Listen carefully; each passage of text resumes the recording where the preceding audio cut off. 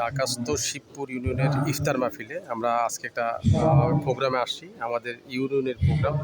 এখানে উপস্থিত আছেন প্রধান অতিথি অ্যাডভোকেট আব্দুল মান্নান, যিনি আমাদের মাননীয় সংসদ সভাপতি ডাক্তার নাবিদ আলম, সহযোগী অধ্যাপক, বাংলাদেশ মেডিকেল ইউনিভার্সিটি পিজি হাসপাতাল। আমরা আপনাদেরকে দেখাচ্ছি ঘুরে ঘুরে ইফতার মাহফিলটা, ঢাকাস্থ শিবপুর ইউনিয়নের ইফতার মাহফিলটা দেখাচ্ছি, যে মঞ্চে যারা উপস্থিত আছেন তাদেরকে দেখাচ্ছি। আমি এই অনুষ্ঠানে আসার কারণ হচ্ছে যে আমরা অভ্যন্তরীণ উপস্থিতি বয়স 80 উপরে ইনশাআল্লাহ আল্লাহ যদি বাঁচায় দেখা হবে।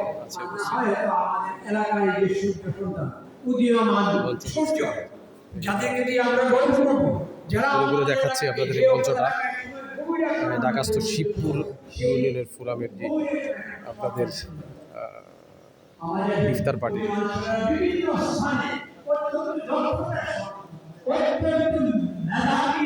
এই হলো আপনাদের ব্যানারটা আমরা দেখাচ্ছি।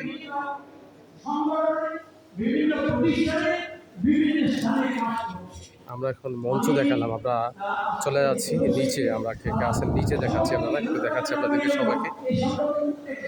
ঢাকাস্থ শিবপুর ইউনিয়নের যে যারা আছেন উপস্থিত, যারা আছেন তাদেরকে দেখাচ্ছি ঘুরে ঘুরে। আমাদের কণিকারা আছে এবং শিবপুরের অনেকেই এখানে উপস্থিত আছেন, ছাত্র যারা আছেন এবং যারা চাকরি করেন সবাই এখানে উপস্থিত আছেন। শিবপুর ইউনিয়নের ইফতার মাহফিল ঢাকাস্থ যারা আছেন তাদেরকে দেখাচ্ছি। আসসালামু আলাইকুম ওয়া রাহমাতুল্লাহ। আমি আন্তরিকভাবে দুঃখিত, বক্তব্য দেওয়ার কথা ছিল আমাদের হাজী মোহাম্মদ মোসাফিরা, বক্তব্য দেওয়ার কথা ছিল কাইয়ুম সরকার, বক্তব্য দেওয়ার কথা ছিল।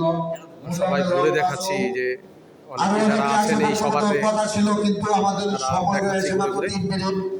আমরা এই পর্যায়ে বক্তব্য রাখার জন্য আমি অনুরোধ করছি আমাদের নবীনগরের মাঠের মানুষের নেতা, নবীনগরের নবনির্বাচিত সাংসদ এবং আমাদের ভবিষ্যৎ উন্নয়ন কাণ্ডারী জনাব অ্যাডভোকেট আব্দুল মান্নান সাহেবকে ওনার মূল্যবান বক্তব্য দেওয়ার জন্য আমি অনুরোধ করছি।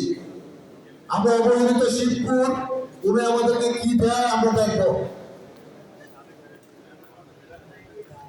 বিসমিল্লাহির রহমানির রহিম।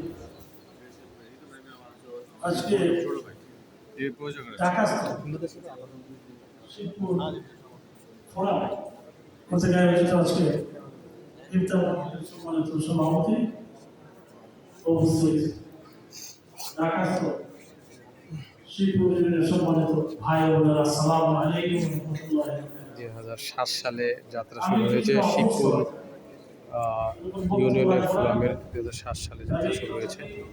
আজকে ইফতার মাহফিল। ঢাকাস্থ শিবপুর ফোরামকে অভিনন্দন ও শুভেচ্ছা জানাই এবং এই ফোরামের উত্তরোত্তর উত্তম উন্নতি কামনা করি। আমি মহান আল্লাহ তাআলার কাছে প্রথমে শুকরিয়া জানাই। মহান আল্লাহ তাআলা চাই এমপি সাহেব বক্তব্য দিচ্ছেন, এমপি নবীনগর থেকে সংসদ সদস্য নির্বাচিত হয়েছি। আমি কৃতজ্ঞতা জানাই আপনাদের প্রতি, আপনারা যারা এখানে উপস্থিত হয়েছেন। আমি কৃতজ্ঞতা জানাই নবীনগরের সর্বস্তরের জনসাধারণের প্রতি, সকলে আমাকে ভোট দিয়ে নির্বাচিত করেছেন। সেই জন্যে আমি নবীনগরকে নিয়ে স্বপ্ন দেখি।